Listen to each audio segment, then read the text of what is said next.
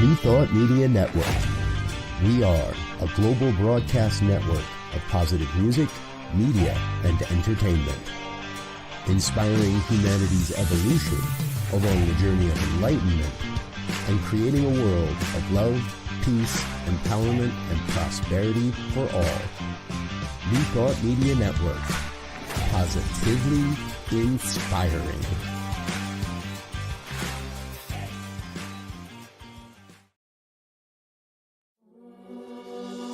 Free my mind, open my heart with the whispers of truth. To live a conscious life, to live a conscious life on the growing edge. On the growing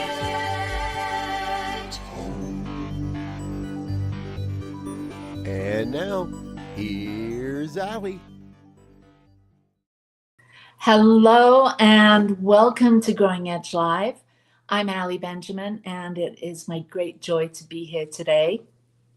For those of you that are watching, you might see that my background is a little different today, and that's because I am in Steamboat Springs, Colorado, staying at my timeshare, celebrating my 28th wedding anniversary with my beloved husband, Michael.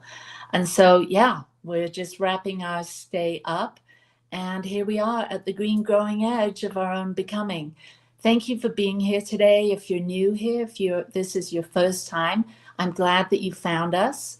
And if you're a returning guest, I'm so happy you're here as well.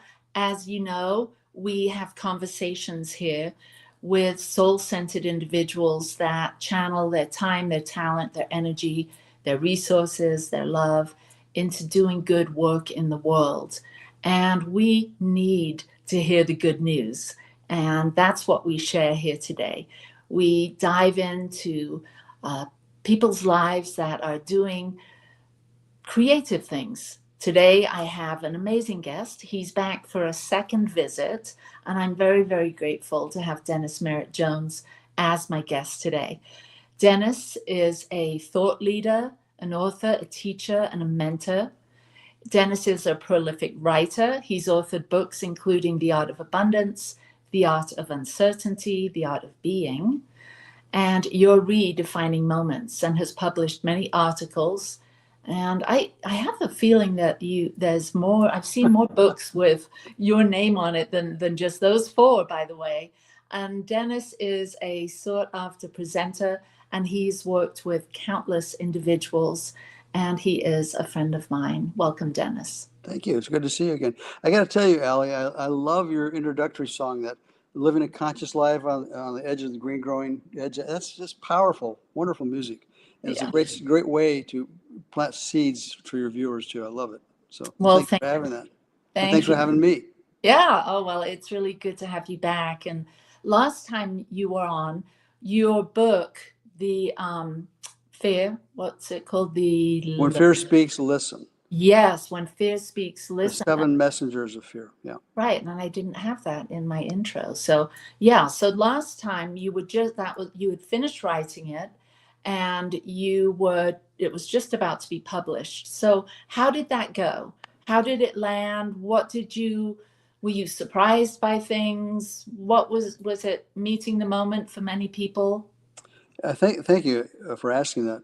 As you know, I told you last time we spoke that I pressed my publisher to get the book out there before the elections, because I thought that there's a lot of fear floating around in the ethers of the collective mind, and I think the book addresses it pretty well. I've heard from a number of people who've read the book, and a lot of individuals as well as churches are using it for study guides. The book is a book, conversation books too, for their circles. It's working well there as well. So awesome. Good. And I know you mentioned study guides, and I just wanted to underscore that for a moment, because you're so generous. You write these books, and they're so helpful to so many people, but to have that extra help, that guide, that study guide is really a blessing. So thank you. And you know what I found over the years, Allie, is the reason I've written study guides for most of the books I've written is that it's easier to to make it user friendly for people who are getting into reading the book in a study group or whatnot, to have I take their hand and hold their hand and walk them through the process during the reading of the book. And I think it's advantageous to everybody, including me. Mm-hmm. Yeah. So you mentioned wanting to get the book published before the elections. Yes. And I know that for me, this last 10 years, no, this last year has been really a lot of turmoil. And so how did that, in the conversations you had with people around this book and considering the times we're in and the uncertainty, and so what came up in some of the conversations, and how did your book and these, because I know there's more to just fear, there's all these other friends of fear, right? Messengers, yes. Yeah, messengers of so how did that impact those? Can you give us any insight? The book itself encourages people to really drill down on where in their lives fear resides, with pointing out the idea that all fear, irrespective of what it is attached to a concern of loss or death of some sort. It's not necessarily a death of physical. It could be a physical death of ourselves or a loved one, but it could also be the death of a relationship, the death of a career, a lifestyle, a home. So anything that we're attached to that creates pain when we're holding on too tight, we need to learn to let go of it, because all fear is created by something we're holding on to. Mm. Yeah, when you say that, I think of applying that in my own life, and I do.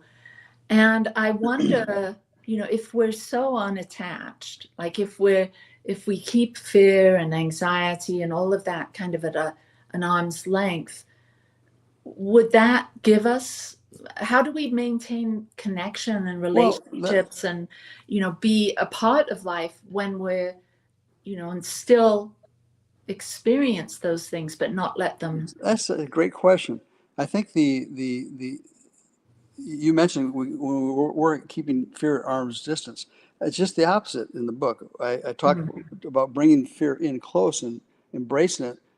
I use a visualization of dancing with your fear, because that's one of the ways that we learn to transcend our fear, is to listen to what it has to say. Why is it there in the first place? We have to be willing to stop being reactive and be responsive to that question. Why is it here? Whatever the fear is, why is it there? And what am I attached to losing? What am I attached to the fear of something dying in this moment? And if we could just ask those two questions, we'd be able to drill down and make more peace with the moment, with what it is, I think. Yeah, as I imagine dancing with fears, some of the fears that I have that aren't really big, giant fears. They're just subtle little things that weave into my day as I go about. They're usually fears about, they're silly things like getting somewhere on time, or, what did so-and-so think of me, being concerned about the other. And those are legitimate things to be concerned about losing as well. I lose other people's respect, right? Or I lose my opportunity to be where I'm supposed to be at this moment, to take advantage of what is. So when we can be mindful enough to be present in the moment with our fears and ask what they are, to be emotionally aware. That's probably emotional awareness is one of the best ways we can learn to not just identify our fears, but learn how to transcend them as well. We have to be able to embrace them, talk to them, find out what it is. Why are they there? They're not there just for kicks. They're there because someplace in our consciousness, we invited that in order to help us transcend it. Yeah. The felt sense I'm getting from imagining dancing with fear, or just having a conversation with some of these fears, has me quickly realize that they're not so scary, that it's more of a habit than an actual thing. Well, without being spiritually cavalier, I come from the absolute, which is God is all there is and I'm one with it. That's what I teach. And it's not always easy to embrace that idea when we get sucked into the relative world and the objective world, what's going on around us. But when we can live in the absolute, which is really to be one with the source of all that is, right? That's what we teach in science of mind and metaphysics. if we can really learn to realize that we're one with the source of whatever it is we're fearful of losing, what's to fear? Because we are one with the source. I wrote a book called The Art of Abundance, which talks about that, how to access the oneness and the materiality of oneness, if you will. Because I mean, let's face it, we're not just spiritual beings; we're human beings as well, and we have physical issues in our lives that we are attached to. We need to learn how to peel our fingers off of and let it be what it is. There's a great new book out right now called oh gosh, I just went blank. Is letting them. Oh yeah, let them. Number one, let them, and it's about non-resistance, and that's what I'm talking about. Is make it okay for whatever it is to be in your life that's there, because if you push away, what are we doing to it? We're giving it more power, more energy, right? So we bring it in and listen to it. Why in my life? I need to know that. I'm listening right now, and if you can tell me this fear I'm dancing with, what it is I'm concerned about losing, I can better respond to it by going back to first cause and realizing that if infinite intelligence, the universe, life is I'm one with it. All I have to do is open myself up to knowing that supply is right in that area too. Even the nebulous things such as life itself, life itself. When we die, what's next? Who knows? At the same time, does it serve us at all to be fearful of it? No. But we fear of dying, fear of death lives within all of us. We need to learn how to objectify it and learn how to manage it in a way that assists us rather than defeat us. So has there been something and maybe you've got this in your book, a fear that you experienced that was significant in your lifetime, one that you overcame? That's interesting because you don't realize when you're experiencing it that that's what it is until you get past it and you look back and oh, geez. One of the ways that I probably helped objectify the fears in my life was to realize that some of my fears I had all of my life. I grew up with them. And so I had to invite myself to look behind the fear. What was causing that fear? One of the messengers in the book is shame. Shame. What is shame? Shame is a concern of not being good enough. That's all it is. It's a belief that there's something missing to make us whole. And once we can transcend the idea that there's something missing, because there's not, it may appear that there is materially, but if we go back to first cause, there's nothing missing, then there's no reason for us to feel shameful about not being enough. I mean, how can we ever create enough of anything when we're coming from a belief that we're not enough? Right. And shame was one of my trigger points as a kid growing up. I was raised in a shame-based home, and man, I'll tell you, us 4 kids were little hellions, and I'm sure that my mom, the only way she felt she could survive was to inflict. She didn't know what she was doing, but she was inflicting shame on us, causing us to feel fearful of losing her or losing the moment. And the way she did that was she would just make us invisible for months on time, weeks at a time. She'd pretend we weren't there when we did something wrong. That's horror. That's shame. I'm going to treat you like you're not there, so you're not enough. And so you grow up with that belief that you're not enough. And how does it create stuff in your life that is not enough? You create an experience of not enough if you're believing that you're not enough. It's just that simple. So one of the very first, I think, fears we have to transcend is shame, belief that I'm not enough, because you are enough. And again, read The Art of Abundance, because that's what that book talks about, is you're living one with source. You have to realize it, objectify it, and bring it into your world. Yeah. And I think it's wonderful to have, these teachings come into our lives when they did, and how they continue to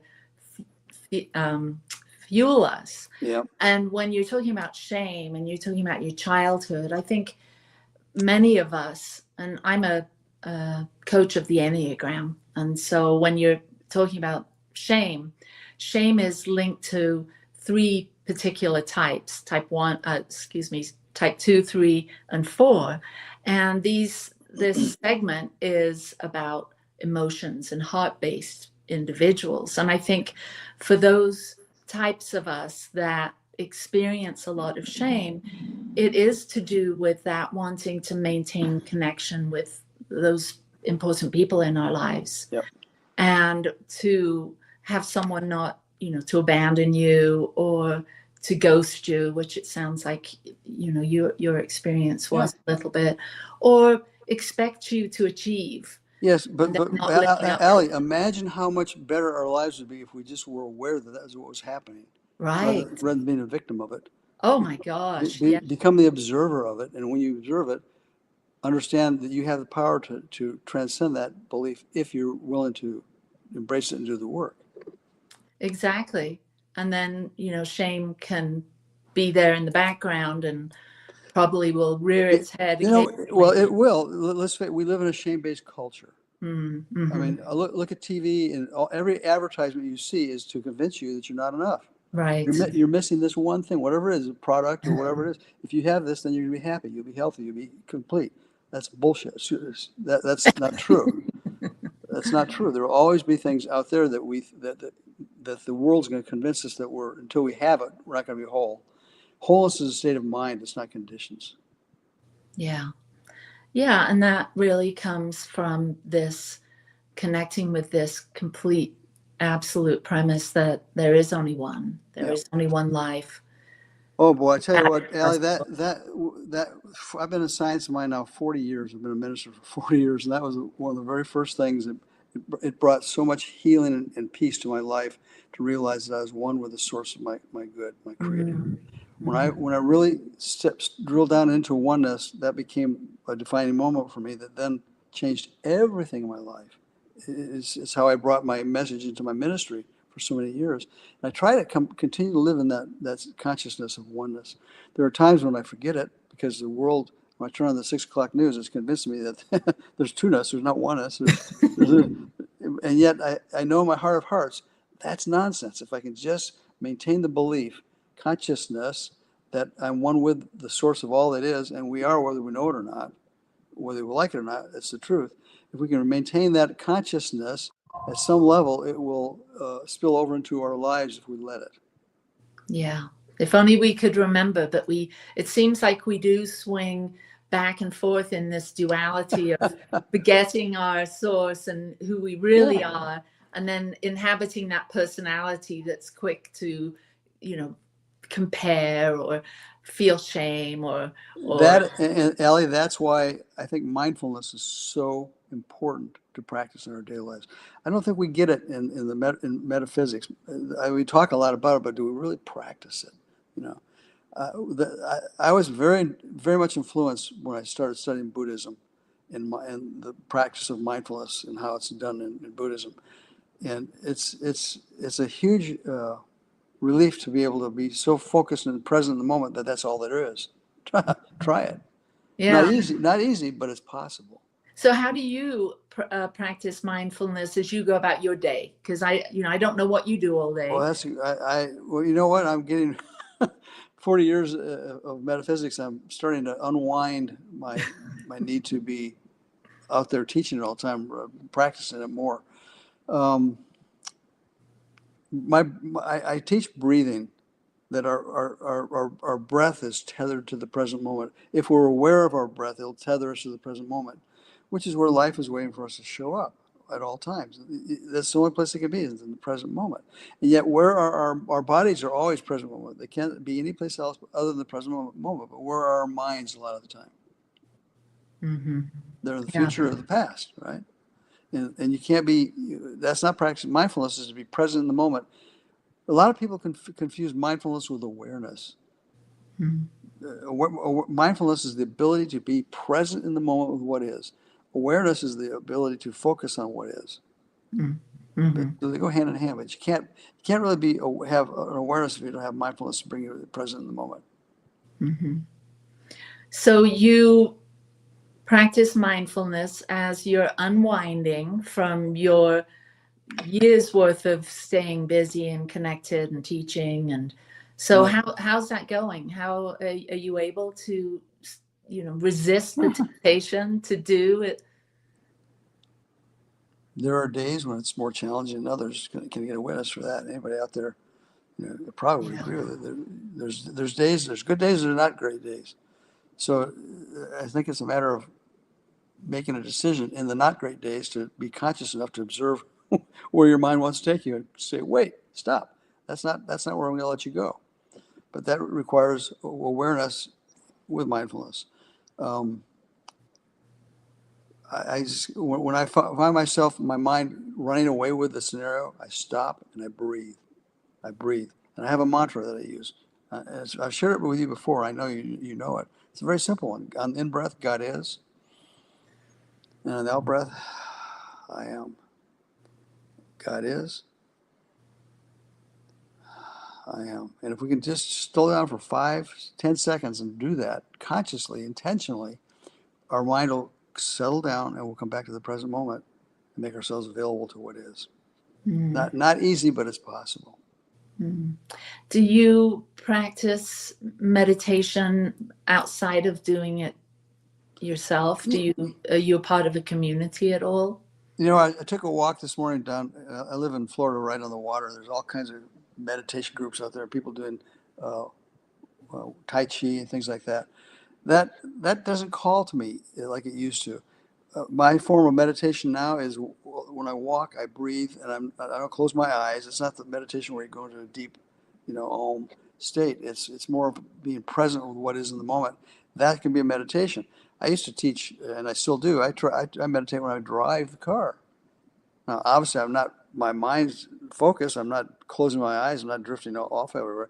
I'm so present in the moment that I'm aware of what is, and I realize that I'm breathing intentionally and consciously in that present moment. With that affirmation, brings you to the present moment. You can't do otherwise if you're really focused on it. Mm-hmm. I'm Go sorry. ahead. Well, I was going to say even when people have trouble sleeping sometimes, when I have challenges falling asleep, I just use that mantra. I close my eyes, I lay my head back, and I breathe. God is. I am. And of course, anybody who's studied science mind understands that's really an abbreviated form of the first two steps of treatment, isn't it? God is all there is, and I am one with it. It's just that simple, and it's just that it's that difficult to embrace that because it seems so simple that there's got to be a catch there somewhere, but there's not. It's just that simple. Either you believe you're one with infinite intelligence or you're not. And if you do, then you have to do the work to drill down and embrace it and start transcending the appearance of duality, because that's the opportunity for each of us is to transcend the appearance of duality in our lives. So when you're having those expanded experiences of oneness, whether it's in your own home or on a beach, walking on the boardwalk or the sidewalk along the beach or even on the beach. And I've been to Florida and seen those groups. Michael and I went to Pompano Beach and Fort Lauderdale, and there'd always be these spiritual groups out there on the beach. Dang hippies out there meditating. Exactly. So when you're in that space, that expanded space, when you've quietened the mind and you're able to truly be present and have a felt sense of the world around you, do you have a conversation? I know there's the book Conversation with God, the Neil Donald Walsh, but are you having a conversation or are you listening? What do you sense? That's a fair question too. Yes to all the above. I'm having a conversation with my higher self. I'm having a conversation with what I envision infinite intelligence to be. But I never look to others to have that conversation with. It's always within myself and meditation. Yeah. What are you hearing? When just between you and you, if you could share with us what wisdom is sort of infiltrating your mind and heart and body as you're in that mindfulness state, what is it? I think that worry robs a lot of us for a present moment. Let's face it, what's going on in the world right now is creating a lot of worry for a lot of people. What I've decided to do is surrender what I can't change.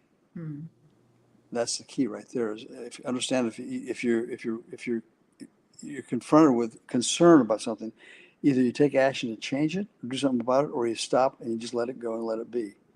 Let them. It is what it is. I'm not going to be able to control the world.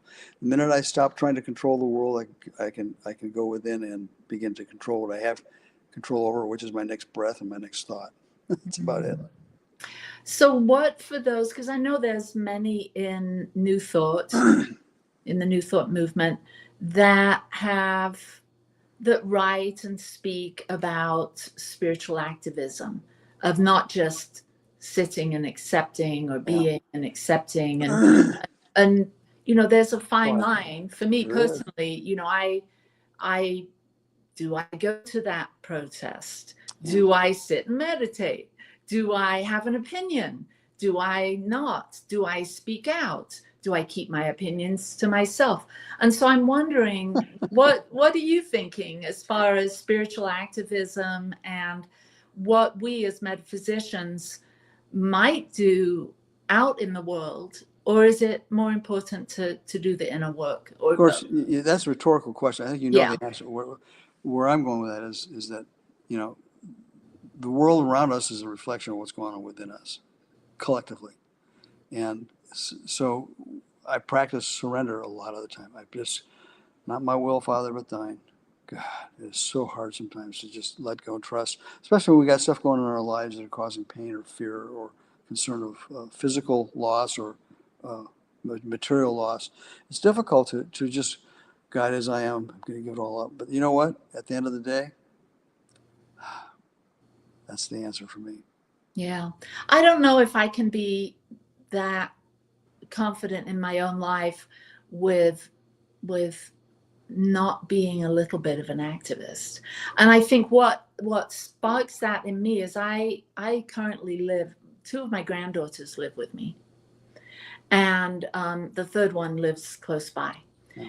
And so I'm always thinking in my, you know, as I'm visioning my life and thinking about the next chapter and what I would like to manifest in my world and who I'd like to be and what kind of legacy I would like to leave.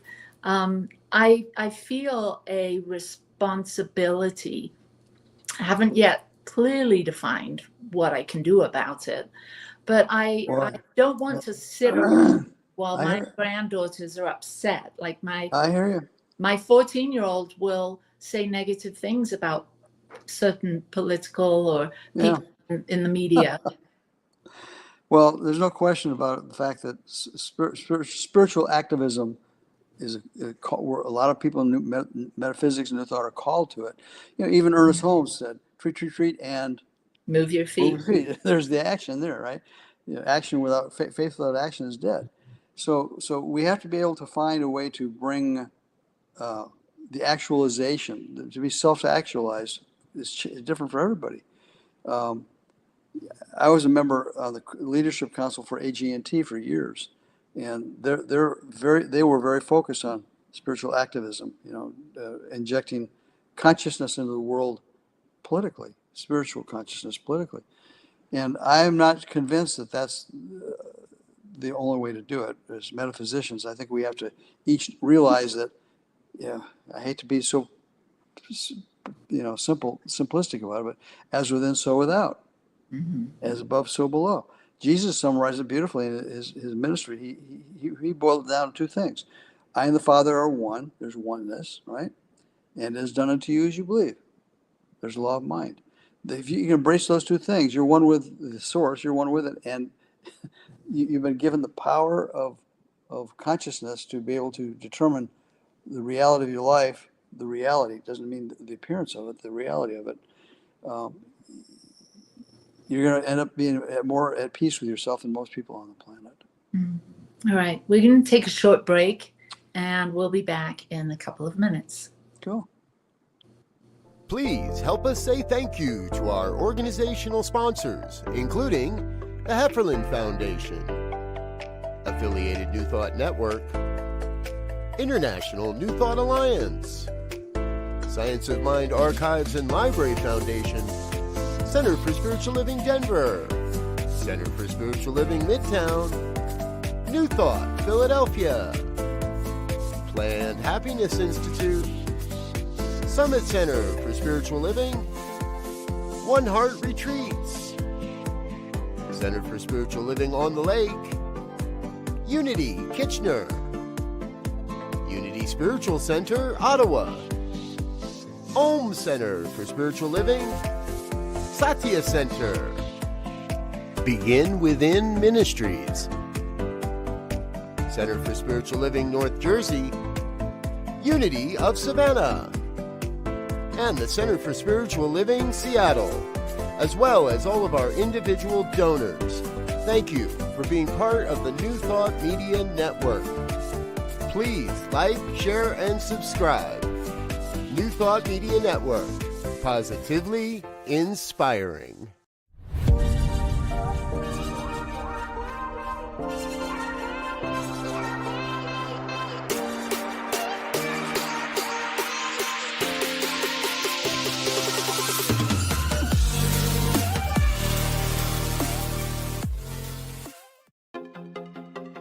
Welcome to the Convention of the Americas 2025, Rising Together. Join us for a truly bilingual retreat experience on the shores of the beautiful Lake Chapala, Mexico. July 22nd through July 26th, 2025, at the Hotel Villa Monte Carlo in Jalisco, Mexico. Featuring Reverend Jeffrey Ryan, Dr. Jose de Lira Sosa, Reverend Dr. Kathy Ann Lewis, Reverend Dr. John Waterhouse, and Reverend Dr. David Bruner. Registration is now open, and payment plans are available. Simply visit www.conventionoftheamericas.com. Come be part of a transformative gathering with powerful presentations, workshops, networking time, and just good old relaxing and connecting. Plus, you can learn more about the science of mind and how to live this powerful philosophy in your life. Transform your life at Convention of the Americas 2025, Rising Together.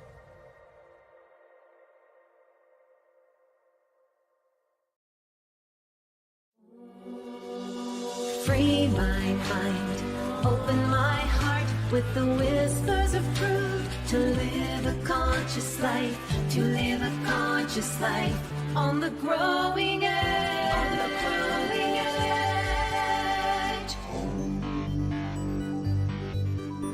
And now, here's Allie. And we're back with my guest, Dennis Merritt Jones. And we're talking about a little bit about spiritual activism. And I mentioned that, I'm still trying to find my way here, as I want to be a good role model for my granddaughters and to be able to answer the questions or have discussions with them that really reveal what really matters to me and how I see the world and how I see being a light or a positive force for good in the world. And so, as you're sharing some of your thoughts around the topic and saying that it really starts within and it's having awareness. And I'm thinking, focusing our attention where we do have some power that matches with our core values and principles. Yeah. So, do you have grandchildren? I got 5 of them. 5 of them. Are they close by? No, unfortunately, the closest ones are in San Diego. Oh, long or opposite Minnesota, side. or Chile. Santiago, Chile. What I know is that at the end of the day, I am committed to making sure that the teaching of science of mind is around for my grandchildren and my grandchildren's grandchildren. How I do that is my ministry. It can be done in so many different ways that we have to find where it lives within us and be authentic in how we bring it to the world. Sometimes that's by becoming part of a spiritual community that's being spiritually active in their community. It may be supporting ministry outreaches like yours. It could be any different number of ways. But the bottom line is we have to be able to first personalize the truth for ourselves before we can try to bring it to the world. And that's the biggest part. We have too many people, I think, teaching truth that aren't living it. And that doesn't get very far that way. Yeah, I just see one of the comments. Actually, my husband's listening in, and he says, as a way of life, it really is walking our talk and being able to live in alignment with our values. Right. And I think as your ministry is writing and keeping, these new thought principles out there and relevant and leaving them as a legacy for not only your grandchildren, but Right. many others. I see this Growing Edge Live as my ministry. And what's important to me is to understand people. Like I love to do this show because I get to talk to people and pick their brain a little bit and see through their eyes. And I love to bring conversations like ours out there so people can see, well, wow, he's doing this or that, and she's doing it that way, and how am I doing it? And it sparks some questions in people's hearts for them to consider mindfulness and how to organize our thoughts and our actions into leaving a positive imprint. Yeah. I think that for me, as you know, I was a minister. I founded a church, Simi Valley Center for Spiritual Living, in 1985, and retired from the pulpit in 2008 to pursue other things. And I started writing at that point, realizing that, what, on a Sunday morning I could speak to 200 or 300 people, great. Or by writing books, I can speak to thousands of people. In less effort. Once it's just you write the book one time and it's done, and one way or another, we each have to see how we best bring our inner authentic truths to the world. It's going to be different for every one of us. There's not just one way to do it. There's as many people, 8 billion people on the planet. That's how many different ways we can bring our true selves to the world if we're willing to do the work. But we have to be able to identify our truth and then live in it before we can bring it to the world and be authentic with it. Mm. What would you say to someone listening today that has a book inside of them that maybe sees that, well, yeah, maybe because like me, I've stepped away from pulpit ministry and I'm looking to stay connected and to stay useful. And I'm sure there's people watching or will watch this. How can they take an idea, or do you have some guidance for someone? Sure, absolutely. I do mentor a lot of people who are writing books. One of the first questions you have to ask yourself is, what does the world need now? What does the world need? If you want to write a book that's going to sell, you have to tap into where the vein of interest is in the public. And as my friend Michael Beckwith used to say, the 6 o'clock news is the headlines. Prayer request. That's what we need to know is what does the world need to know, and how can I find a way to tap into that information in a way that is authentic for me and bring it to the world. I've written I think 8 or 10 books, and every book, if I go back and read them, I see the same message through all of them, but they're uniquely different as well. So we have to find a way to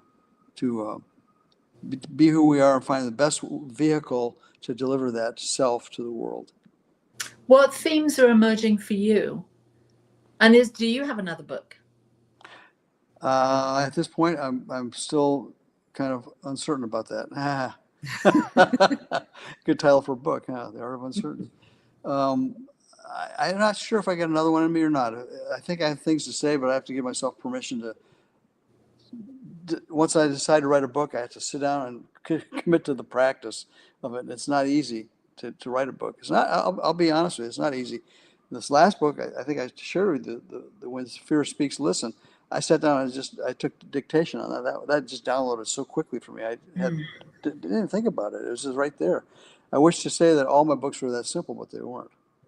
Yeah. So as far as, do I have another one in me? We'll see.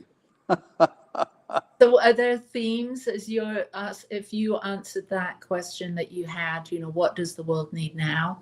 Yeah. What themes arise in your awareness? Forgiveness. I wrote a piece last week on kindness. I think that what's going on in the world right now with politics, there's just so much unkindness going around, just disrespect and So I wrote a piece on kindness. Matter of fact, people can go to my website and go to the thought for the day, and you can read it if you'd like. But I think that if you're aware of what's going on in the world, it's not hard to find a topic. I mean, ministers have to do that every Sunday. I did that for 28 years, where every Sunday I had to realize what needed to be said and find a way to say it that was different than the week before. And the hook is that almost everything you have to say is the same every week. God is all there is. You're one with it. Get over it. I know that sounds cavalier, but that's, if you can live in that space and embrace that consciousness and surrender to it, infinite intelligence has a way of knowing what to do and how to do it, when to do it, if we let it. Yeah. That book, Let Them, and then you just said let it. Yeah. Just seeing, is there a correlation there? So no new theme or a book or... Well, again, I'm not sure if you read any of my books, you'll see that the chapters cover a lot of ground. I'm not sure if I have anything new to say that hasn't been said, other than if you think you're there, stop, go back to the beginning, because you're not there yet. Start over. So who interests you when if you mentioned watching the news, and I'm sure that does not interest me. I watch it because my wife wants to watch the news, so I zip my mouth shut the whole time. Just Is there someone you are interested in? If you read a great book lately, is there some spiritual person out there? Yeah. I'm reading a book right now called Outlive by Dr. Peter Attia. Outlive. It's a book about it's been a #1 bestseller. It's a book written by a doctor about how to create longevity in your life for the right reasons. You don't stay healthy to try to get healthy. You stay healthy because you go back to cause, and you live in cause, and you affect a different trajectory for your life because you're aware of. Read the book. It's a great book. I don't want to give his plot away, but it's a good book. I'd recommend it. That's what I'm reading right now. Mm-hmm. It's not a spiritual book. It's not spiritually oriented, but it is a book that has a lot to do with helping us understand that our lives are an outpicturing of our minds and activities, what we do all our lives. The book is about longevity, but it's not about creating longevity as an unwell person. It's about creating longevity as a whole person. Big difference. Does he, because I've been listening to a doctor, what's his name? Dr. Zach Bush, and he talks a lot about getting back to nature. Mm-hmm. To the nature really is our medicine. Like if we could mimic nature more and be less, consumed with the world around us and media and our minds, but learn how to tune into that natural source of wisdom within us. And it sounds like this doctor, even though you said it's not a spiritual book, that he's suggesting similar, that there's natural wisdom within us, right, that we can lean into, lean on, discover. Yeah, he's suggesting that if you go back and you deal with the cause rather than the effect. He says that medicine today, medicine 2.0, is dealing with effects of things. It's fixing stuff. Mm-hmm. Whereas if we're really conscious, we go back to interject the different changes in our lives at the level of cause, affecting the outcome. Beautiful. Yeah. So, are you part of a community in? No, I'm not. I pretty much the community that I'm part of is just people on the streets and just connecting with people wherever I meet them. I try to get to the Anton meetings online because I think it's a great spiritual community. But as far as attending someplace every week, I don't do that. The place I attend is here. This is where I go to church here. So for many years, you, as you said, you were a pulpit minister, and I know this myself, one of our roles as pulpit ministers are to build community. And what would you say to those that are seeking community? Because I know for me, it seems like since the pandemic, and I know that's been 5 years now, doesn't seem that long ago, there was a step back from community for all of us. And some of us, me included, being an introvert, got really comfortable not being in community. And during that time, both of the churches I was serving stopped doing, in-person gatherings, and we never came back together. I'm now bringing women together once a month for a women's group, and I find that really, satisfying. And I find that the women that come are deeply nourished by being together. So what would you say about community, and how to navigate that? That's a really good question. In Buddhism they talk about sangha, which means spiritual community. Sangha, spiritual community, and it doesn't mean it has to be a church. You can have spiritual community like the people I walked by this morning in the park that were doing Tai Chi together.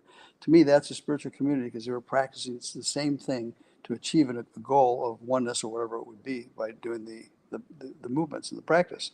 So there's a number of different ways you can plug into intention if you're willing to extend yourself. I didn't do it, but I was almost ready to go up and jump in and join the Tai Chi this morning because it looked so inviting. And yet there's a part of me that goes, oh man, I know that's too much work. So you have to find what way resonates with you and then commit to it. I think the practice is whatever brings you an awareness of your oneness with infinite intelligence, life, the universe, the others as one. That's where we need to go. It's different for all of us, every one of us. But I would recommend that if you're watching this and you have not been to a spiritual community such as Unity or Science of Mind, New Thought, that you consider doing it, because you'll find, there's an old saying, "Where birds of a feather flock together." You'll find other people of like-minded, kind thoughts. It's easier to practice when you're in a group of people who are doing the same thing. It's easier because you're supporting each other that way. Absolutely. I make it a priority to attend once a year the Anton, the Affiliate New Thought Network Conference or retreat. And it's, for the last several years, it's been held at Unity Village. And even though I don't meet with people every Sunday, I only meet once a month with a group of women. I so look forward to that annual getting together.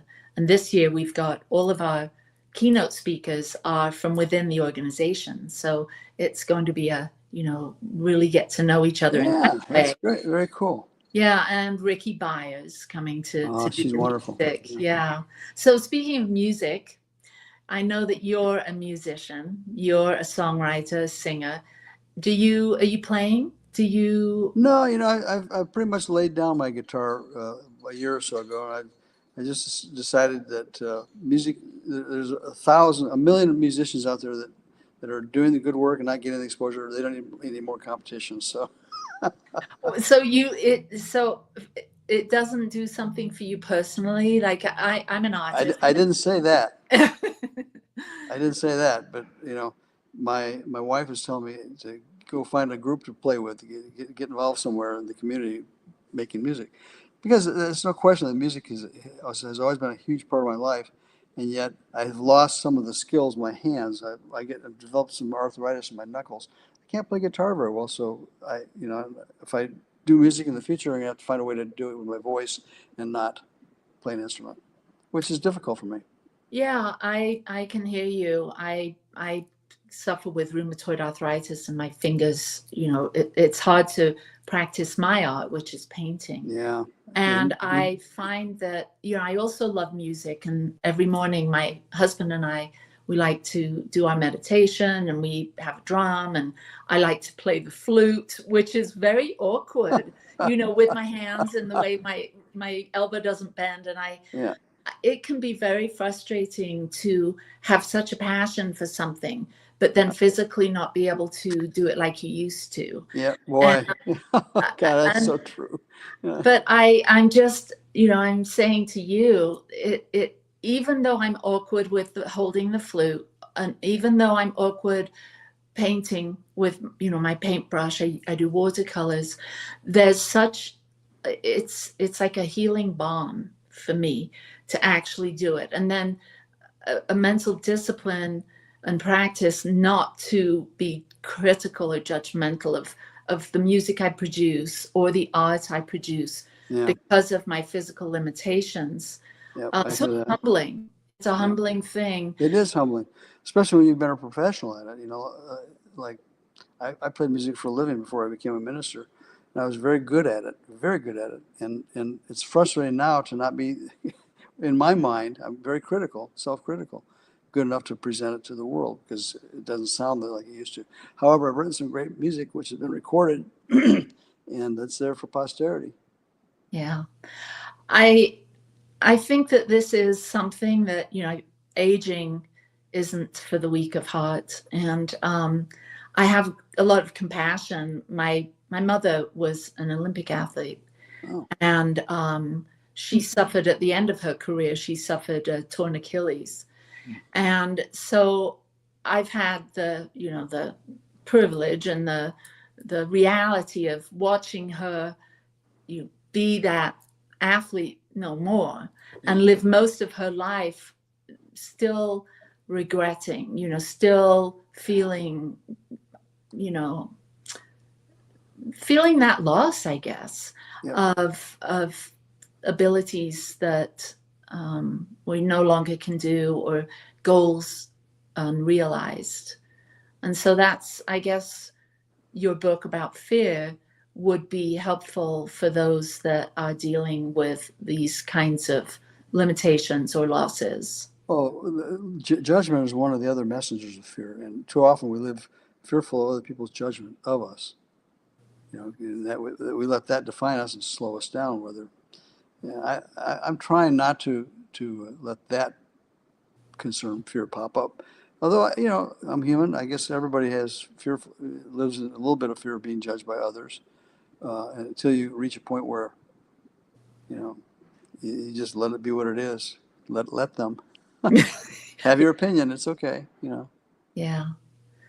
So what does the world need now as we're stepping into, this new beginning that started this morning with the sunrise?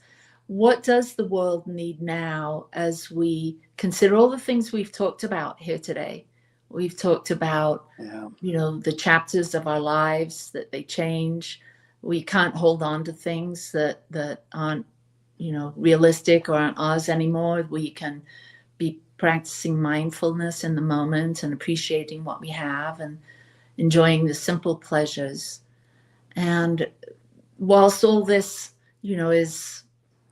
is helpful and relevant to now, what does the world need now that is out there that is still struggling, even though they have a spiritual practice, even though they know better?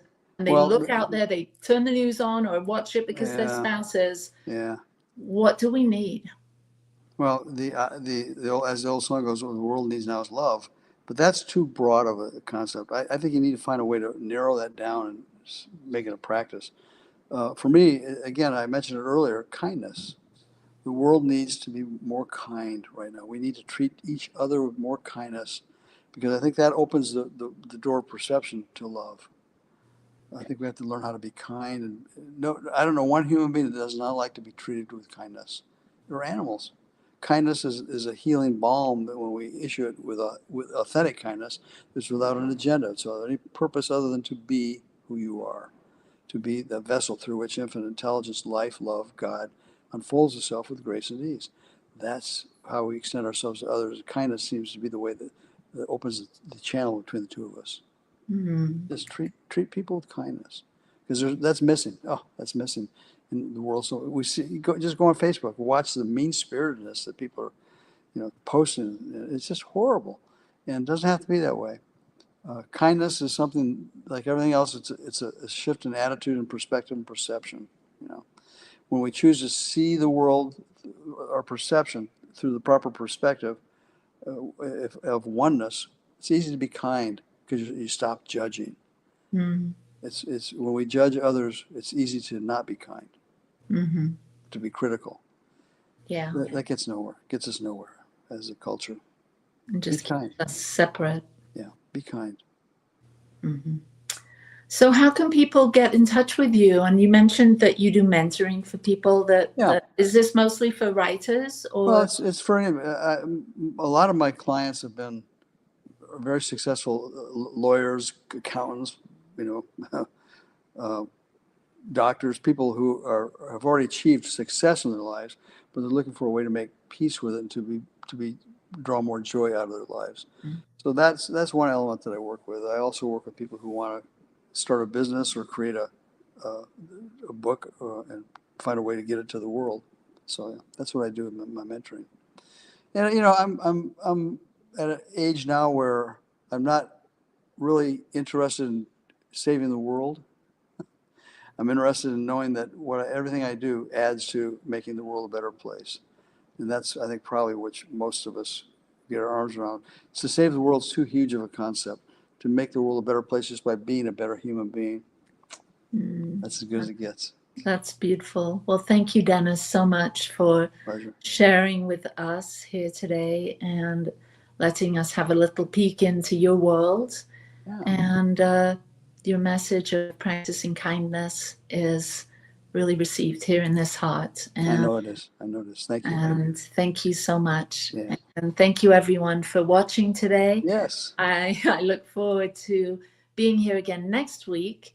And wherever you are and whatever you're doing, know that you're loved, that you're seen, and that you're valued. Namaste. Peace and blessings. Free my mind, open my heart with the whispers of truth. To live a conscious life, on the growing edge.